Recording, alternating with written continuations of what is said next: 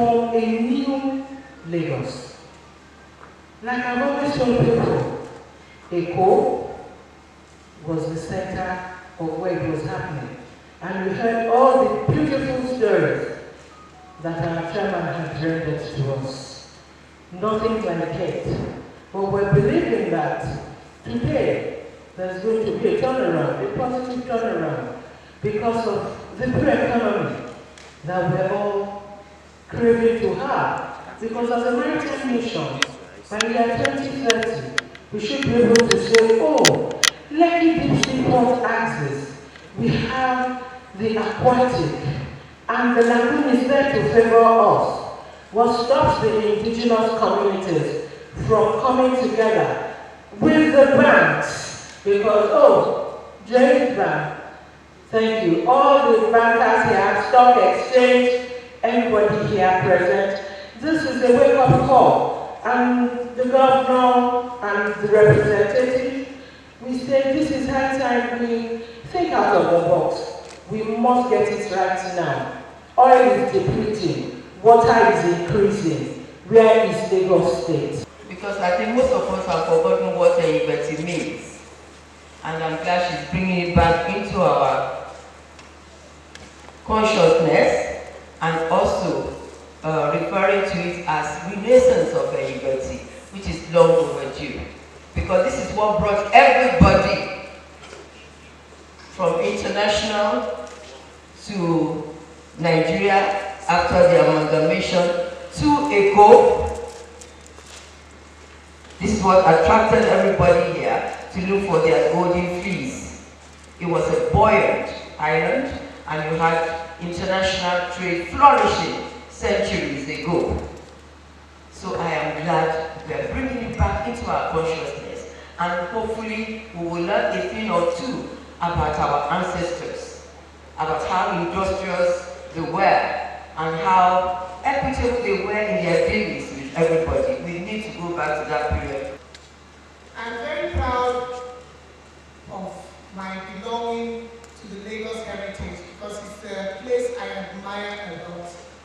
I grew up a lot. I grew up in Lagos to a certain extent, and I'm very, very happy that I went into the maritime sector because Lagos is a maritime city. And I want to ask you, the elders and the rulers of Lagos, please don't let that go. You go to Korea, you go to Singapore, any country, their traditional heads value their maritime quality. Please do not let anything deviate your power of becoming the maritime hub, not only West Africa, but Africa and beyond. First, we want to understand what we mean by the blue economy, because we're talking about the renaissance of EHINGBETI in the Lagos State blue economy. So we want to first appreciate what we mean by the blue economy. The blue economy, simply put, is trying to take advantage of our blue resources, our oceans, our waters, whilst taking advantage of the ocean economy, the waters, our blue resources. We should endeavor to also sustain it. So it's not sufficient for us to commercialize our ocean resources. We should also ensure that we sustain it. The sustainability of the ocean resources is all what we know as the blue economy. And so now let's go back to this topic, the renaissance of EHINGBETI.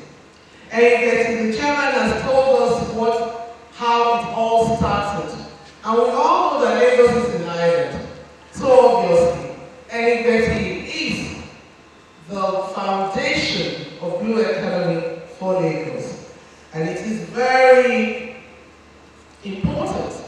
And we are actually humbled and we are honored by having the presence of the king, the Oba or Oniru of Ireland, here to make the president appreciate that EHINGBETI is sine qua non to blue economy in Lagos State. Kabiyesi, Eshe, thank you for your presence. Long may you live.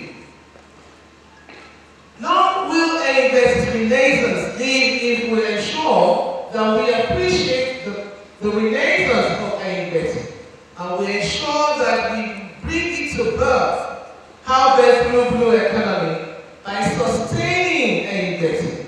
That is what Honorable Olaitan Williams, in her wisdom and brilliance, has brought to bear before all of us today, making sure that we, those of us who are Lagosians, and those who are born in Lagos, those who are married to Lagosians, those who live in Lagos, appreciate that EHINGBETI must be keyed into, EHINGBETI must be tapped into.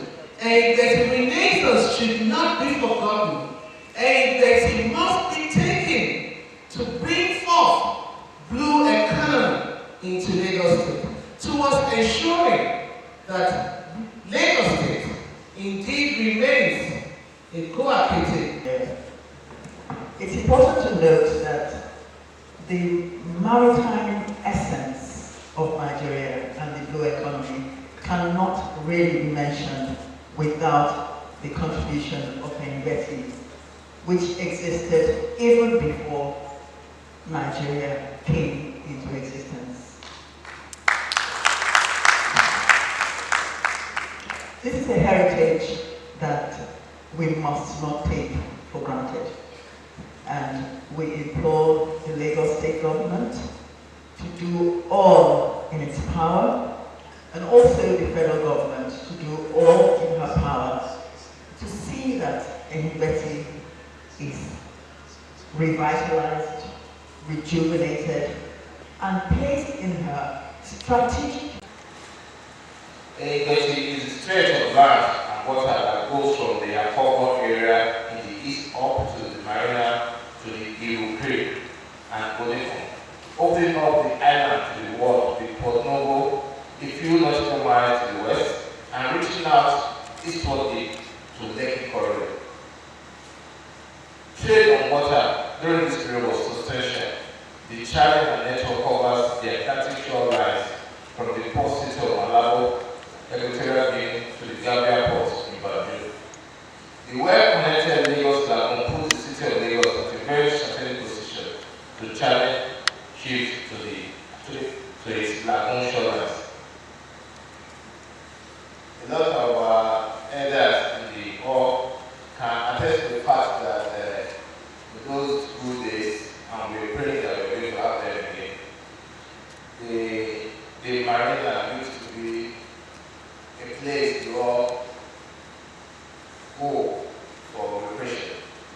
We used to have some ferry on the water, and I remember my mom told me that my dad used to take her there for dinner in those days.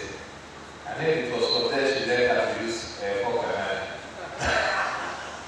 And those were the good days of Lagos, and I pray and hope that we should be able to bring it back so that a lot of us can get that feeling back. So if you look at the blue economy, all the conversation around it revolves around all of this. What is happening in the maritime space?